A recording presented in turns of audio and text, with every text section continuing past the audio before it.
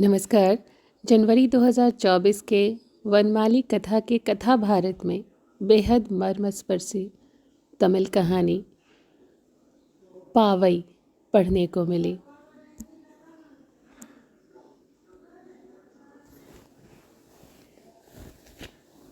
पावई के पति की लाश नदी में मिली, औंधे मुंह पड़ी हुई।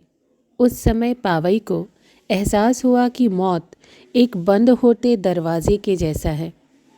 पाषाण होने लगी पावई के दिल के किसी कोने में उसके पति की याद धरती के अनेक भीतर पड़े कुम्हलाए हुए किसी बीज की तरह। सभी औरतें अपने बालों को खोलकर मातम करने लगीं। पावई के कंधों को जोर जोर से हिलाकर उससे कहने लगी कि जिसे जाना था वो जा चुका, उसकी अपनी ज़िंदगी अभी भी बाकी है जो उसे जीनी होगी। वो चला गया। मातम करती हुई औरतें चिल्लाए जा रही थीं। उनकी रुलाई से घिरी पावई अपने पति की लाश को देखे जा रही थी, फूलों की मालाओं और अनसुलझे सवालों से दबे हुए। उसे पता था कि उसका पति उसे ख्वाबों में दर्शन देगा, क्योंकि वैसा ही होता है ना। जब कोई पति बिना अपनी पत्नी को कुछ बताए गुजर जाता है तो उसे वापस आना पड़ता है अपनी आपबीती सुनाने। पावई का पति भी वापस आया कुछ रातों के बाद। उसके सिर के बाल और थोबड़े से पानी टपक रहा था। पावई ने उसकी छाती पर हाथ रखा और उसकी उंगलियां धंस गईं उसकी छाती में। लग रहा है यहाँ? पावई ने पूछा। ज़्यादा नहीं। तुम्हें दोबारा आने की ज़रूरत नहीं है। जो हुआ सो हुआ। मुझे मरे हुए लोगों के सपने देखना पसंद नहीं।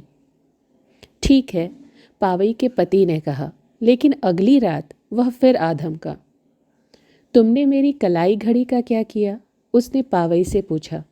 मैंने उसे दफना दिया। तुमने उसे रखा क्यों नहीं? देखो, मुझे बहुत तकलीफ हो रही है। तुमने कहा था ना मुझसे कि तुम वापस नहीं आओगे। ये आखिरी बार है। वादा? हाँ, वादा। जब वह जिंदा था, पावई का पति, उसके वदन से उनकी पूरी झोपड़ी भर जाती थी। आग पर फूलती हुई रोटी की तरह पावई के पति के कंधे और सीना भी फूलकर उनकी झोपड़ी के छप्पर से टकराते थे। अभी उसने पावई की खोपड़ी के भीतर खुद को भर लिया है। जब भी पावई अपनी आंखें बंद करती, वो ही दिखता था। पावई का मन करता था कि अपनी खोपड़ी फोड़ दे। तुम मुझे अकेला क्यों नहीं छोड़ देते? मैं समझ नहीं पा रहा हूँ कि तुमने मेरी कलाई घड़ी क्यों दफना दी। पावई ने अपना हाथ उसकी छाती पर रखा और दोबारा अपनी उंगलियों को उसके देह में धंसते हुए देखा।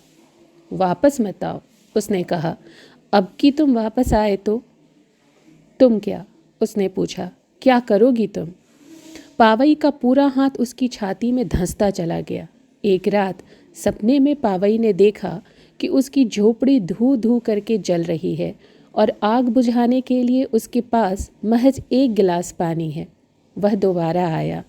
पावई ने उसकी कोहनी से गिलास में पानी निचोड़ना चाहा, लेकिन उसकी उंगलियां उसके बदन में धंसती चली गई। मुझे बताओ, तुमने मेरी घड़ी क्यों दफना दी? उसने पूछा। तुमने मेरी घड़ी रखी क्यों नहीं? क्यों रखती? क्योंकि वो मेरी घड़ी थी। तो क्या हुआ? वे दोनों देखते रह गए और झोंपड़ी अनमनी सी घुरघुराती हुई नीचे गिर पड़ी। कहीं कोई चिंगारी नहीं, कहीं कोई धुआं नहीं, जैसे किसी ने बिजली का कोई बत्ती बुझा दी हो। तुम सच में नहीं चाहती कि मैं वापस आऊं? उसने कहा। हाँ, मुझे लगा तुम मजाक कर रही थी। पावई ने अपनी उंगलियां उसके हाथ से बाहर निकाली और गिलास को फेंक दिया। अगली सुबह पावई ने दफनाई हुई घड़ी को जमीन खोदकर बाहर निकाला। घड़ी अभी भी चमचमा रही थी। जमीन में पड़ी घड़ी ऐसी लग रही थी जैसे किसी ने उसे वहां गिरा दिया हो। पावई ने घड़ी को अपनी कमर के पास साड़ी में खोसा और नदी की ओर चल पड़ी, वहीं जहां उसका पति डूबकर मरा था। पता नहीं क्यों उसे लगा कि वो वहां होगा, औंधे मुंह पड़ा हुआ, सड़ते हुए गुब्बारे की तरह फूला हुआ। पावई ने अपने पति की कलाई घड़ी को नदी की तरफ उछाला और तब तक देखती रही जब तक घड़ी पूरी तरह डूब नहीं गई।